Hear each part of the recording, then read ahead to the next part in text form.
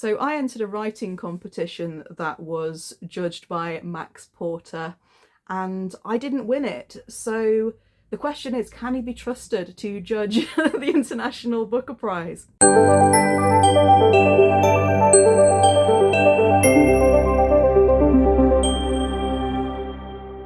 Hello everybody, my name's Ray, and as for the name of the channel, I love to read.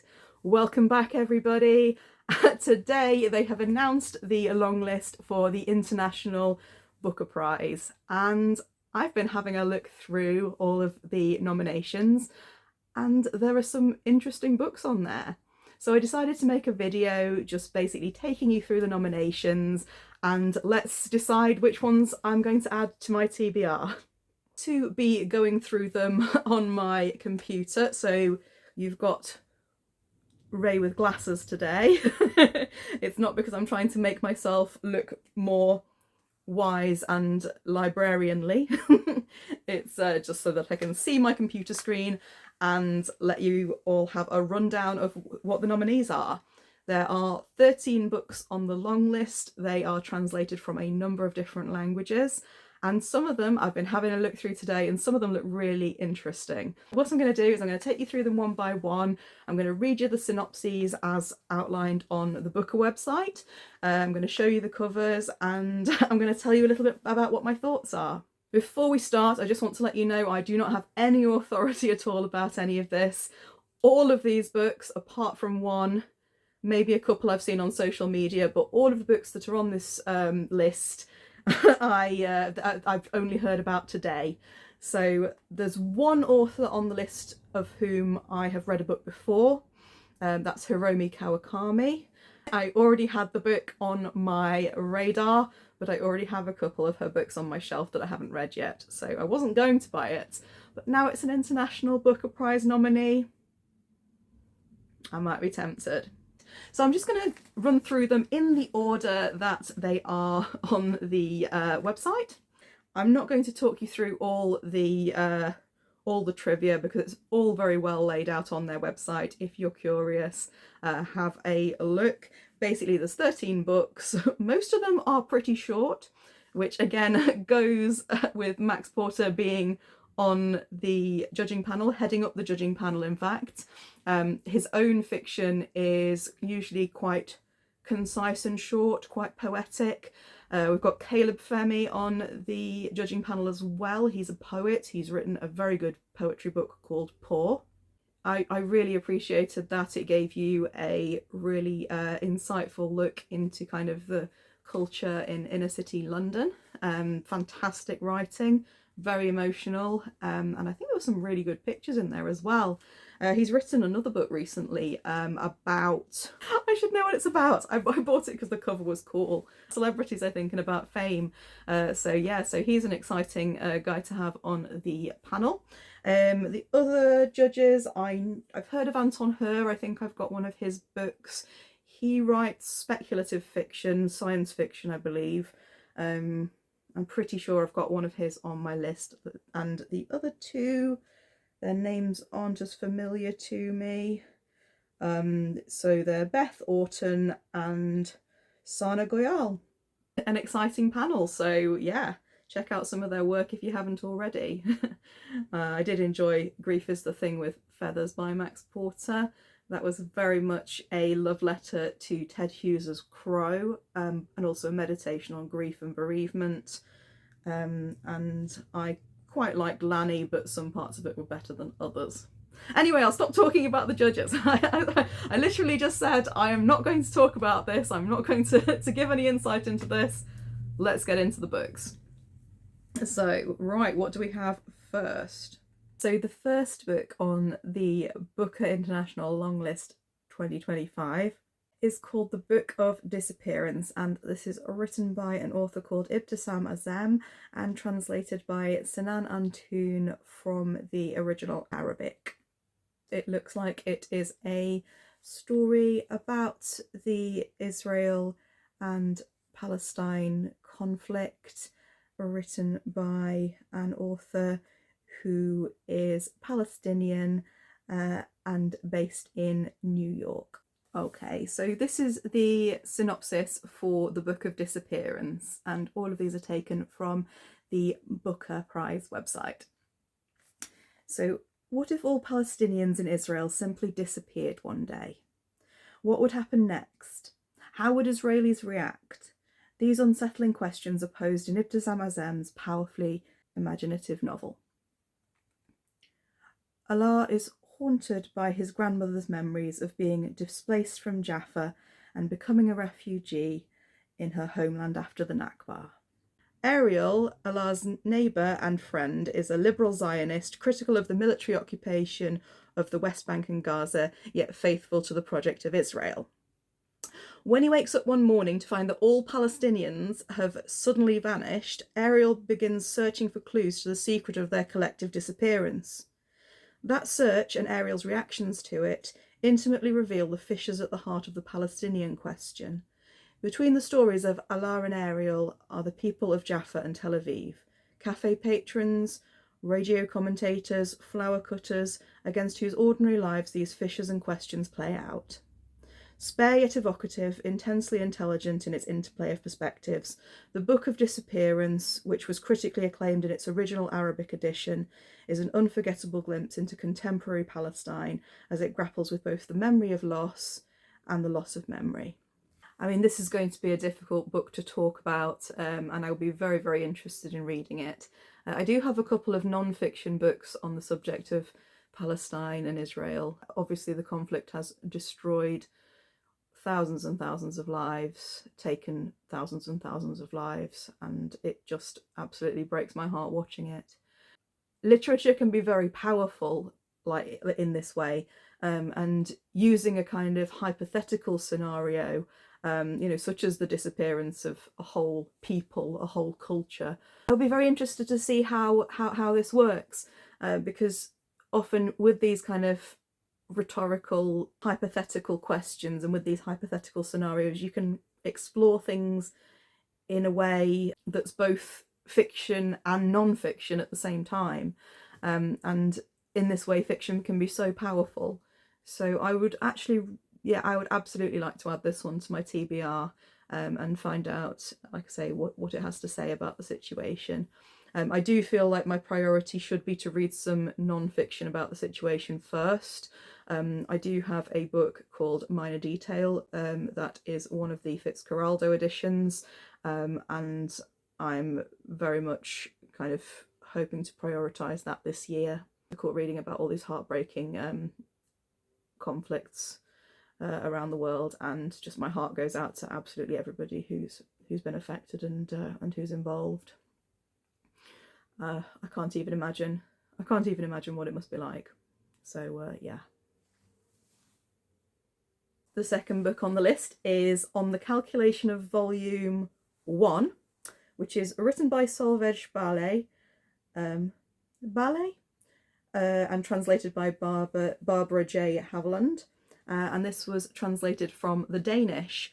Now, I believe reading about this earlier, this was originally self-published and then spread by kind of word of mouth, and then was picked up by a publisher after that and then translated. And also, the one thing putting me off this book, and I don't know if this should put me off or not, is that it is number 1 in a septology.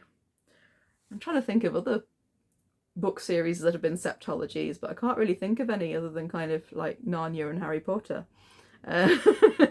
Maybe Game of Thrones if you kind of count the volumes 1 and 2. Anyway, sorry. Now this book, it sounds like it's a Groundhog Day type scenario, which I don't know exactly how that's going to work over 7 volumes. Apparently 5 of them have been published already in Denmark, and 2 of them have been translated to English, and with a planned 7, hopefully that will be finished. So let me read the synopsis to you. So in the first part of Solveig Ballet's epic septology, Tara Selter has slipped out of time. Every morning she wakes up to the 18th of November. She no longer expects to wake up to the 19th of November, and she no longer remembers the 17th of November as if it were yesterday. She comes to know the shape of the day like the back of her hand. The the grey morning light in her Paris hotel, the moment a blackbird breaks into song, her husband's surprise at seeing her return home unannounced. But for everyone around her, this day is lived for the first and only time. They do not remember the other 18th of November, and they do not believe her when she tries to explain. As Tara approaches her 365th 18th of November, she can't shake the feeling that somewhere underneath the surface of the day there's a way to escape. On the calculation of volume 1... Sorry, I just paused for a minute there because I was like, is this book called On the Calculation of Volume 1, or is it called On the Calculation of Volume 1? This does sound so tempting. I'm not supposed to be adding big series to the list every time. I mean, I've not even finished all the Agatha Christie books yet.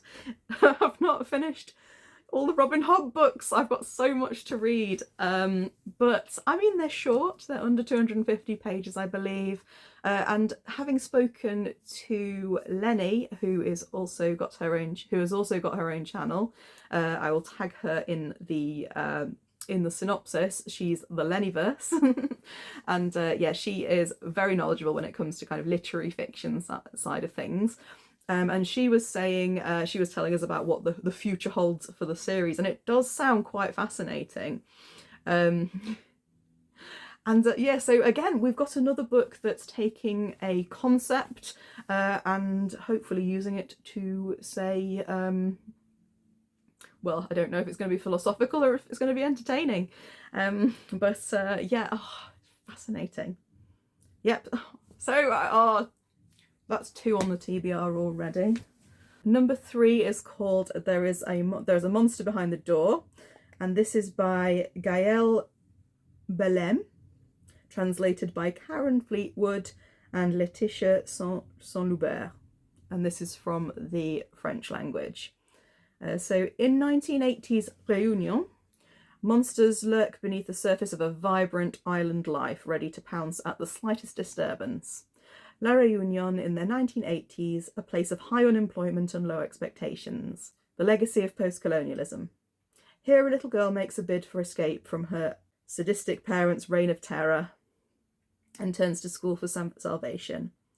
The name de Saint is one to reckon with, a bombastic, violent and increasingly dangerous clan. Little do they know that their downfall is being chronicled by one of their own.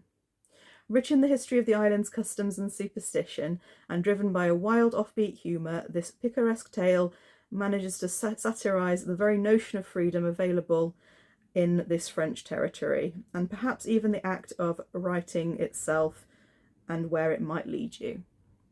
So this one sounds interesting, and I don't know very much about Réunion. I understand that it is a small island kind of to the east of Madagascar, but I don't really know anything else beyond that. This is one of those that I might read if it makes the shortlist. It sounds like it's got coming of age elements, obviously as kind of Dessin sounds like it's a gang. It's not jumping out to me as much as the other two, but again, it is an area of the world I know very little about, so that would be quite a good opportunity. And obviously post-colonialism is an interesting topic, and I'm sure it's got lots to say about that. I believe this is quite a short book as well, so yeah, interesting. Probably not going to immediately stick that on the list, but if it kind of makes the cut, I might pop it on there. So Gaëlle Bellem is an award-winning author from La Réunion. I presume you say it like you'd say the French, Réunion. I don't know. It's been a while since I've done French. Maybe I should try reading it in French. I think I'll start with Le Petit Prince and see how I get on with that. Or maybe Spot the Dog or something, because like I say, it's been a while since I did my A-level. Right, what else have we got on the list?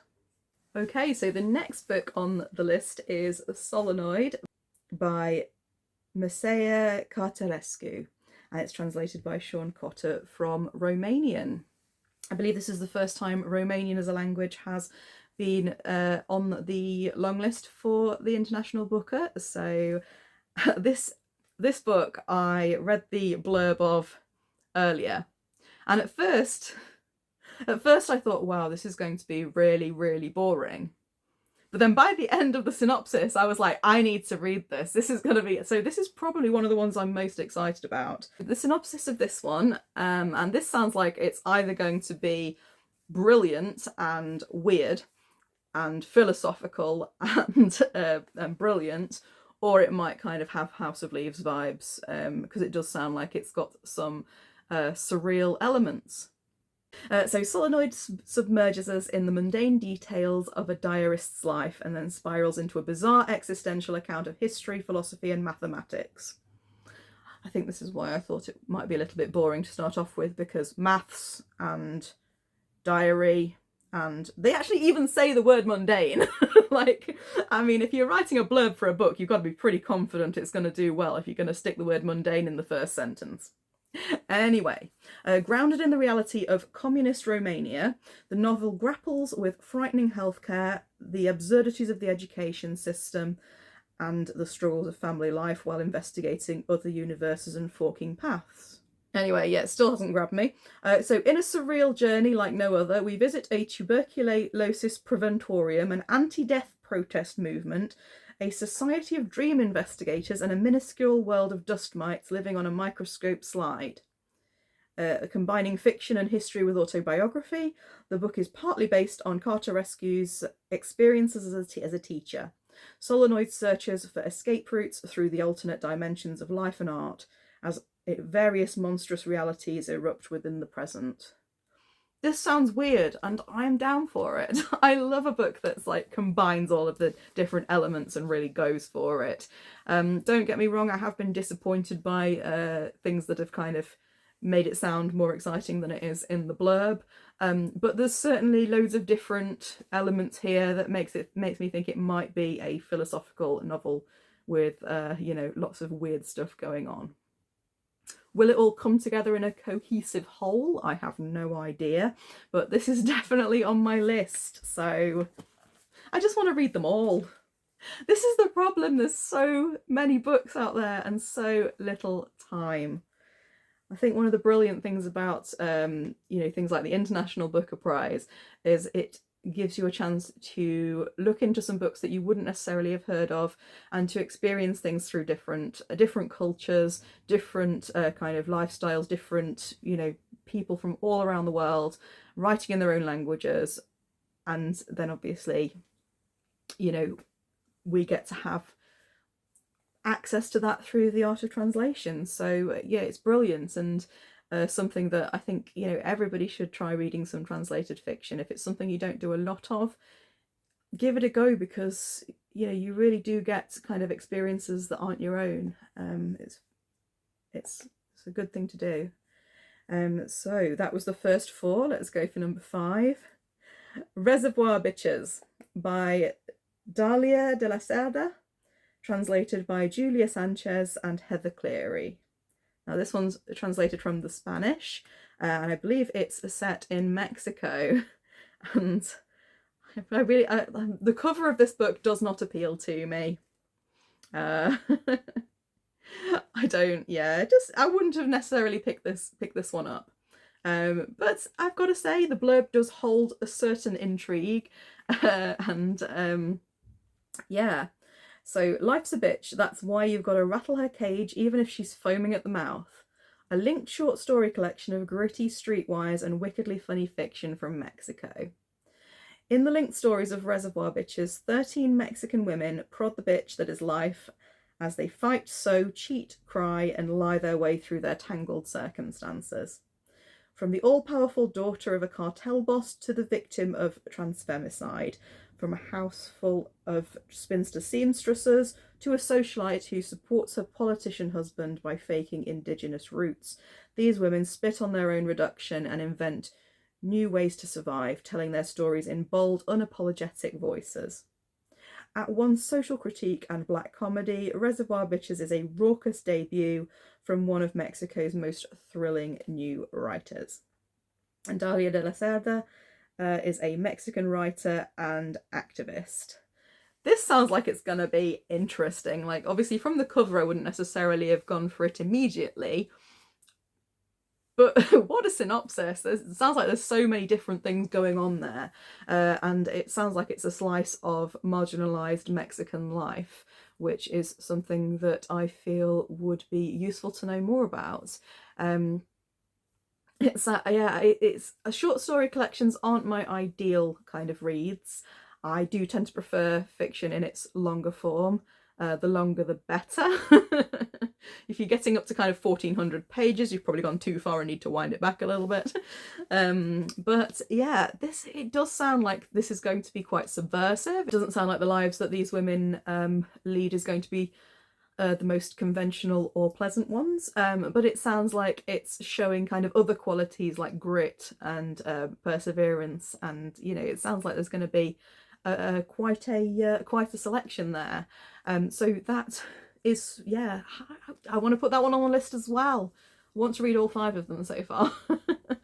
I've got a book by Miriam Gerber on my list, which on my TBR, which is called Mean, and I believe that this is also a gritty Mexican novel, and I believe that the kind of premise of the book is that being nice is overrated, and that sometimes being mean, being tough, that these are qualities that can be just as valuable and worthwhile and virtuous as as being nice and pleasant and lovely. Yeah, and it sounds like there are kind of some crossovers there. It sounds like this is going to be a book about survival, and again, I'm always fascinated to read about kind of situations that are different from my own, because if we just read about things that happen to us, life would be very dull indeed. The next one we've got is called Small Boat, and this is by Vincent Delacroix, or Vincent Delacroix? Vincent Delacroix? Translated by Helen Stevenson. And this is a novel that is based on real life happenings, and I had a little read about it after this one was announced. So I'll read the blurb first and then we can talk about it. So November 2021, an inflatable dinghy carrying migrants from France to the UK capsizes in the Channel, causing the deaths of 27 people on board. How and why did it happen? Despite receiving numerous calls for help, the French authorities wrongly told the migrants they were in British waters and had to call the British authorities for help. By the time rescue vessels arrived on the scene, all but 2 of the migrants had died. The narrator of Delacroix's fictional account of the events is the woman who took the calls. Accused of failing in her duty, she refused to be held more responsible than others for this disaster. Why should she be more responsible than the sea, than the war, than the crises behind these tragedies? A shocking moral tale of our time's Small Boat reminds us of the power of fiction to illuminate our darkest crimes. So again, this was based off real events in November 2021. Small Boat was, capsized, and like I say, it caused a large amount of people to lose their lives, unfortunately. And it seems that when it was, obviously there was an investigation and they were calling for help from both the British and the French authorities, and they were both kind of saying it was the other's responsibility. And in the time that it took to get help out to the boat, there were only 2 survivors, unfortunately. Very, very tragic. So it's such a dangerous situation, and the fact that people are willing to kind of risk the journey in that way is just shows you have to be in a desperate situation to be traveling in these dangerous ways. And I just think the whole situation, like my whole way of thinking about the situation, is that the most important thing is the humanity, and that we recognize people who are running from dangerous places, that we recognize the shared humanity, and that we don't cultivate a kind of them and us way of thinking about it. Again, we are very, very lucky to live in relative safety, and obviously I want that for as many people as possible, and I just hope that the authorities kind of sort it out between themselves in a way that saves as many lives and prevents as much of these disasters as possible, because it's an unforgivable loss of human life. And I think kind of this book sounds like it's going to have a lot to say about that, in terms of how people kind of discount themselves from having any responsibility for things. It sounds like this is going to be a discussion rather than an answer.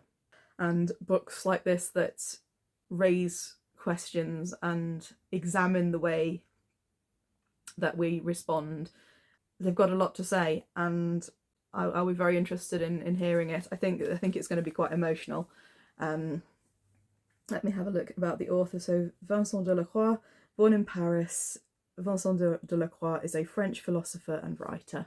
So yeah, so it sounds like it's going to be quite philosophical, and it's going to be talking about things like blame, and it sounds like it's going to be a lot of ethical questions raised there. The next book is Hunchback by Sao Ichikawa, and this is translated from the Japanese by Polly Barton. This is probably the book I want to read most on the list. The cover's the cover's interesting. This is the cover. It's looks a bit sticky, a bit Anyway, this is an interesting one. So, a literary phenomenon in Japan, Hunchback is an extraordinary and thrilling debut novel about sex, disability, and power.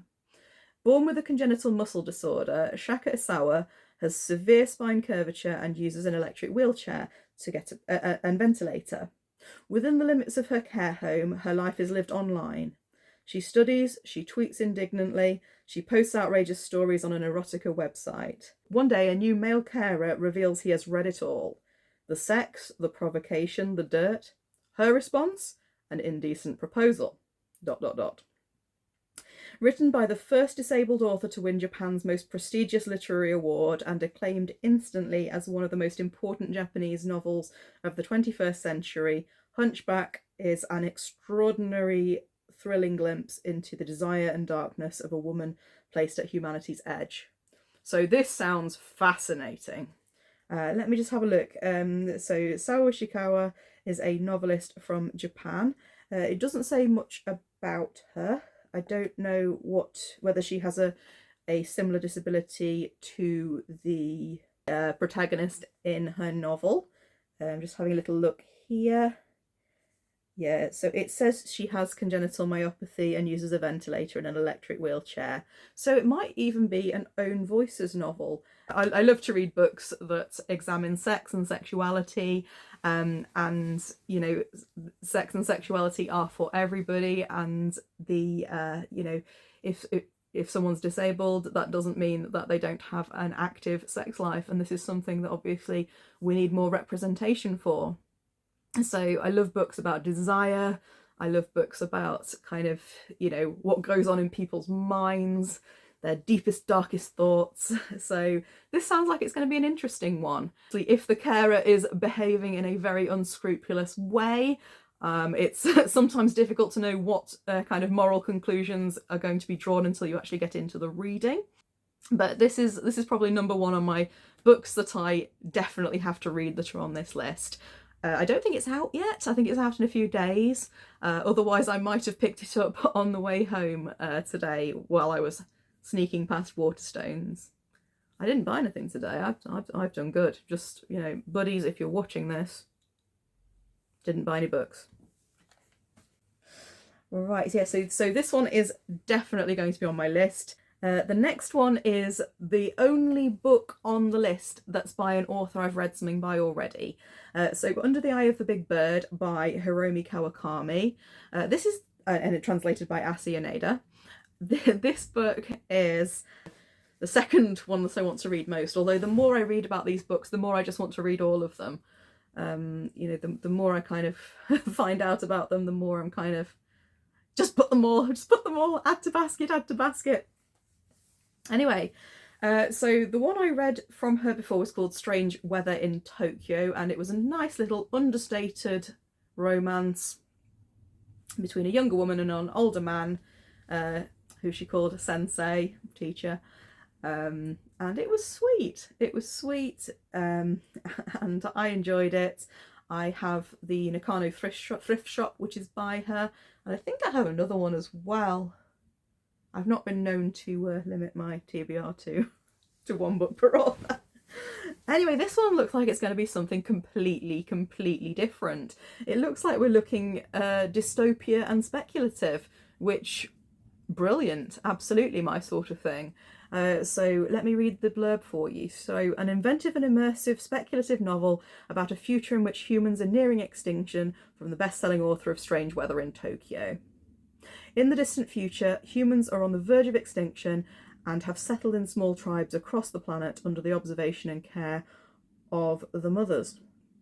Some children are made in factories from cells of rabbits and dolphins. I'm not sure how that's scientifically possible.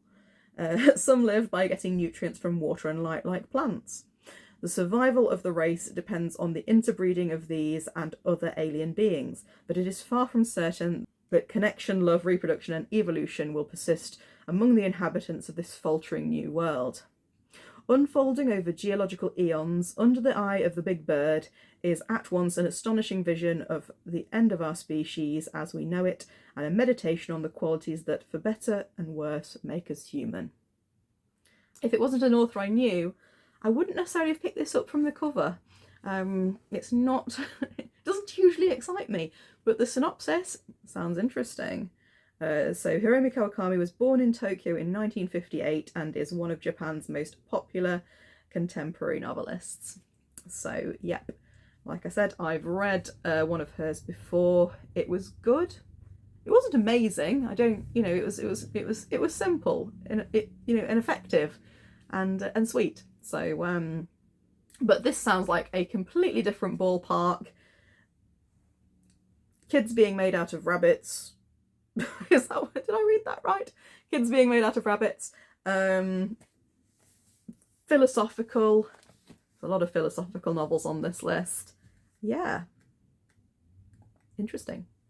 We're going into this without any preparation now because I haven't read anything about these. I didn't get this far. I think I was working my way down the list on the bus. Then I got travel sick, so I had to look out the window for a bit. So this is all very impromptu. So we've got Eurotrash by Christian Kracht, translated from German by Daniel Bowles. So let's have a look. So the cover we've got here is a couple of people on deck chairs. Doesn't tell me much so far. If I saw that cover, there is no way I would pick that book up. Looks like a holiday brochure from the 90s. Let's have a look. So, a jaded writer takes his spiky mother and her ill-gotten wealth on a road trip in this tragicomic and absurd semi-autobiographical novel. Realising he and she are the very worst kind of people, a middle-aged man embarks on a dubious road trip through Switzerland with his 80-year-old mother, recently discharged from a mental institution. Traversing the country in a hired cab, they attempt to give away the wealth she has amassed from investing in the arms industry. But a fortune of such immensity is surprisingly hard to squander. Haunted in different ways by the figure of her father, an ardent supporter of Nazism, mother and son can no longer avoid delving into the darkest truths about their past. Eurotrash is a bitterly funny, vertiginous mirror cabinet of familial and historical reckoning. The pair's tragicomic quest is punctuated by the tenderness and spite meted out between two people who cannot escape one another. Intensely personal and unsparingly critical, Eurotrash is a disorientingly brilliant novel by a writer at the pinnacle of his powers. And apparently Christian Kracht is a Swiss novelist, and his work has been translated into 30 languages, and he lives in Zurich. And weirdly, the author photo looks strangely familiar. Would probably consider more if it made the shortlist. Doesn't really look like... It depends on, because it sounds like it might be dark humour, funny but sad, and that can either be done really, really well, or it can be done really, like, poorly. So depending on whether it kind of gets further in the process, I think would determine whether I was more interested in reading it. Sounds like there's obviously deeper issues there. It's not jumping out at me. It depends on how funny it is. And I would probably have to take that from someone who knows me and knows my sense of humour. Books that kind of tackle deep issues while trying to be funny at the same time, it's something that is very difficult to get right. Having tonally deep issues where, you know, where there's a lot of potential to get it wrong. So you need a big talent. It does sound like this guy's got some what's the word? Got some experience, but maybe I'm just put off by the deck chairs. Looks like a catalogue. Travel brochure. Oh my days. Don't judge a book by its cover. Except I do. We all do. And often I'll just buy a book because of the cover. I bought a gorgeous book the other day or pre-ordered a gorgeous book. And my friend was like, "Oh, the blurb doesn't read like the cover does. I wouldn't have expected that." And I'm like, blurb? Oh, I literally just bought it without actually looking at the blurb. I was like, it'll be a nice surprise. Hopefully it won't be full of triggering horrible stuff. If you stick a Venetian mask or a lantern on the front, I'm probably going to want to buy it. That's how they get you. We're doing well. Proper journalism. I'm at the forefront of literary journalism. So the next one is Perfection by Vincenzo Latronico, translated by Sophie Hughes. This is a Fitzcarraldo edition. So the cover doesn't give anything away because it's blue. All of the covers are blue. I liked these covers to start off with, but they get old fast. Some of them are white with blue writing, some of them are blue with white writing. It's about as exciting as it gets. Paper's nice though. Let's have a read of this one. I haven't read about this one yet. So, a taut-spare sociological novel about the emptiness of contemporary existence, scathing and affecting in equal measure. I've got a friend who I think might enjoy this. Just from that first sentence. Emptiness of contemporary existence, yeah. Millennial expat couple Anna and Tom are living the dream in Berlin. In a bright, plant-filled apartment in Neukölln. Apologies if I've said that wrong. They are young digital creatives, freelancers without too many constraints. They have a passion for food, progressive politics, sexual experimentation, and Berlin's 24-hour party scene. Their ideal existence is also that of an entire generation lived out on Instagram, but outside the images they create for themselves, dissatisfaction and ennui burgeon. Their work as graphic designers becomes repetitive. Friends move back home, have children grow up. An attempt at political activism during a refugee crisis proves fruitless, and in that picture-perfect life, Anna and Tom feel increasingly trapped, yearning for an authenticity and a sense of purpose that seem perennially just out of their grasp. With the stylistic mastery of Georges Perec and nihilism of Michel Houellebecq, Perfection is beautifully written and brilliantly scathing. So this sounds like a kind of, almost kind of a social commentary type novel. It's one of those, again, that if it gets shortlisted, I'll give it a bit more attention.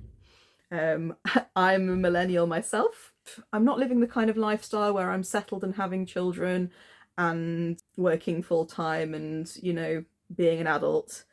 But neither am I living the kind of party existence either. I've got the worst of both worlds.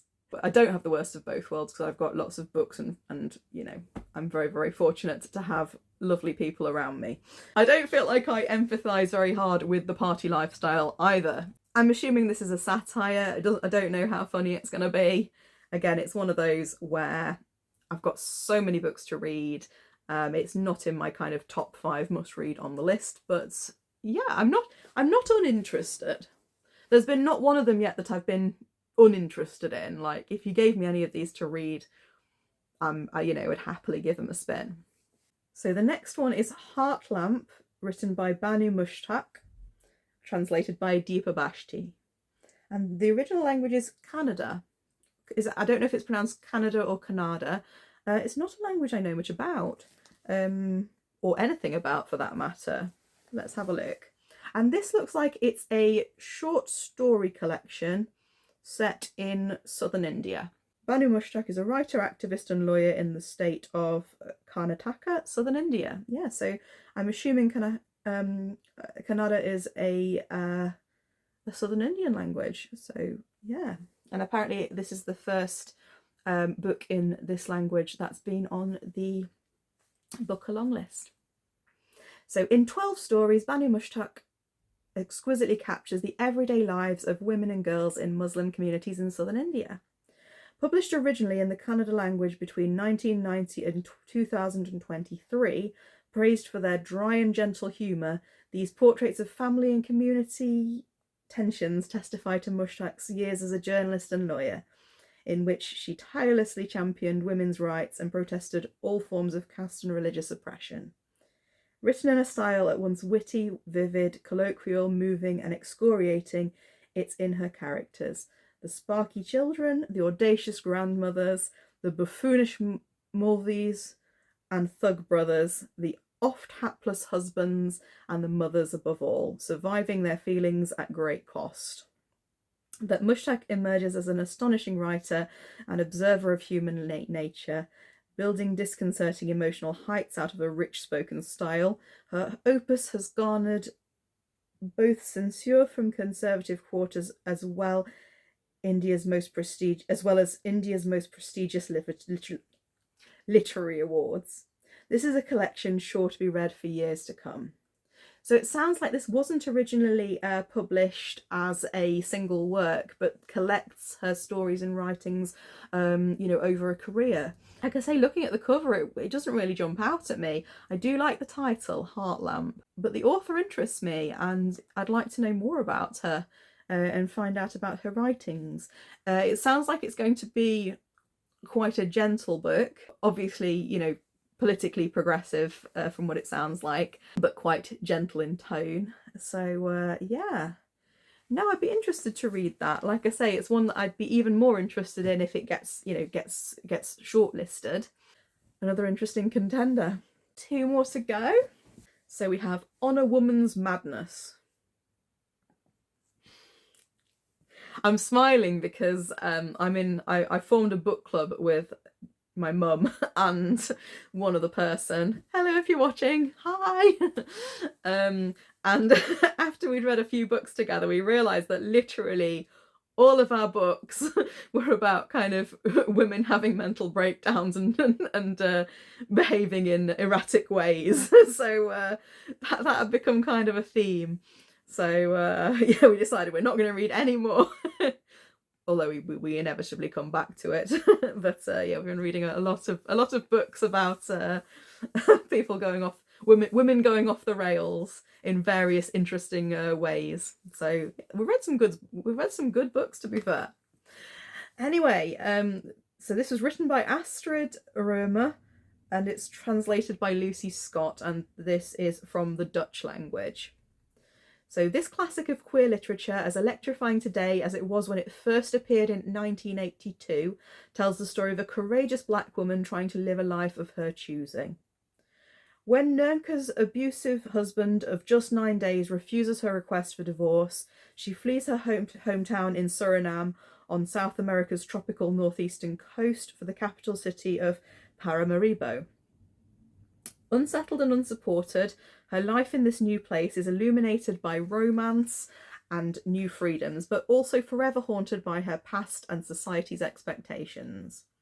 Strikingly translated by Lucy Scott, Astrid Römer's classic queer novel is a tentpole of European and post-colonial literature, and amid tales of plantation-dwelling snakes, rare orchids and star-crossed lovers, it is also a blistering meditation on the cruelties we inflict on those who disobey. Roma, the first Surinamese winner of the prestigious Dutch Literature Prize, carves out post-colonial Suriname in barbed, resonant fragments. Who is Nunca? Roma asks us. I'm Nunca, she responds resolutely, which means never again. So Astrid Roma is a Surinamese Dutch writer and teacher. This is one that I absolutely want to read. This was written in the 80s, so if it's a work of queer fiction, if it's a work of resistance, a work of running away, of disobedience, of living your own truth in a society that wants to oppress you and stop you from being who you are, and stop you from having your freedom, this sounds like it's going to be extremely interesting. Suriname, I don't know much about Suriname at all, to be fair.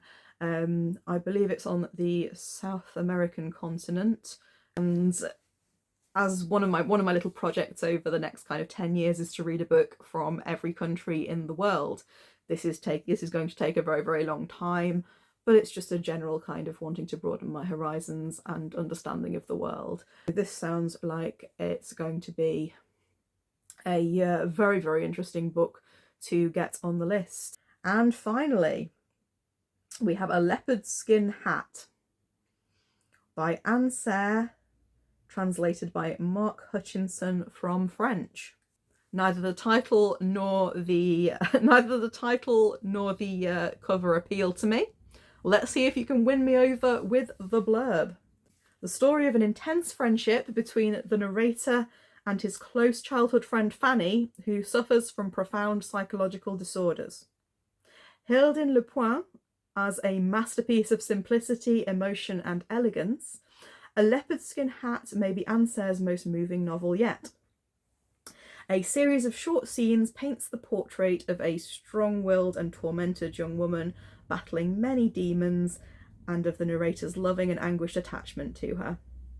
Sayre poignantly depicts the bewildering back and forth between hope and despair involved in such a relationship, whilst playfully calling into question the very form of the novel.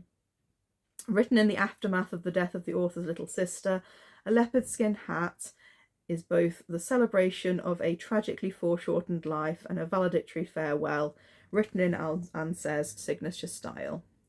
And Anne Sayre was apparently born in Bordeaux and is the author of 17 works of fiction.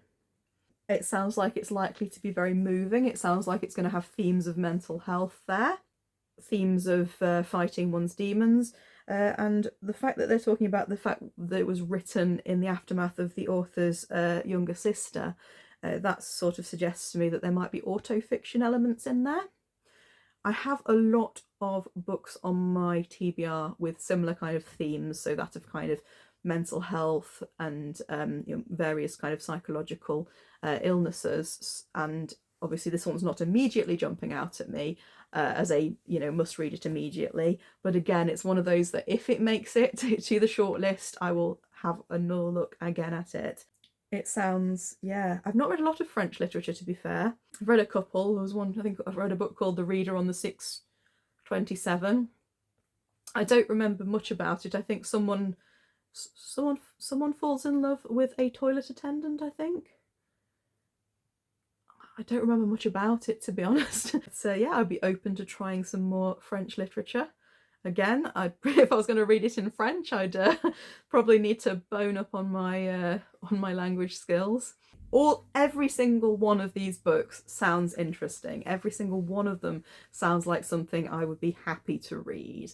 Some I'm more excited about than others. That's not anything to do with the book quality itself. It's just to do with kind of compatibility and themes. What do you think of the list? Have you read any of them? Have you heard of any of them?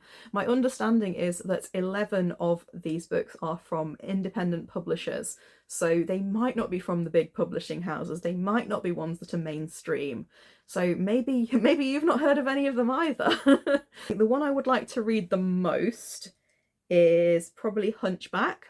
Solenoid, although that's a long one and it could go one of two ways. It could be one of those that I start regretting after about 200 pages. The The Hiromi Kawakami I'd like to read. I think it was On a Woman's Madness that I was quite keen on reading as well. On the Calculation of Volume, Reservoir Bitches, Small. I'm just listing all of them. I want to read them all. If only I didn't have a job to do, if only I could just sit and read all day. That would be the ideal, the absolute ideal. I am excited. I'm excited to see what happens next. We do have the announcement for the Women's Prize for Literature coming up soon as well. I am hoping that I might have read a few of those already. My friend Lenny, who I mentioned earlier, has done some predictions for the Women's Prize. If you want to check out her channel, her latest video kind of goes through a few of those. I do actually agree with some of her predictions there. And yeah, I've read a couple of them as well myself. So again, the Women's Prize often is you know, a lot more kind of mainstream picks. I'm going to go and look into when these are out. This is not, I'm not going to attempt to read the whole list. I will update you obviously if I do read any of them, and I've got my wrap-up video for February coming soon. So we're about to start a new reading month. I've got some new projects that I will be telling you about then. Anyway, take care of yourselves. I hope you've enjoyed hearing about these books as well. Bye bye for now.